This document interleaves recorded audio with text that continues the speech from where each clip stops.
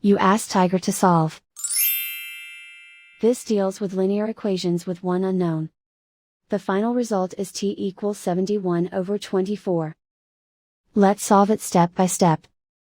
Group all constants on the right side of the equation.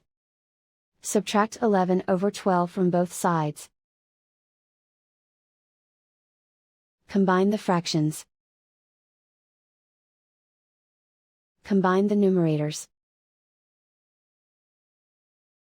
Reduce the zero numerator. Simplify the arithmetic. Find the lowest common denominator. Multiply the denominators. Multiply the numerators. Combine the fractions. Combine the numerators. And so the final result is t equals 71/24.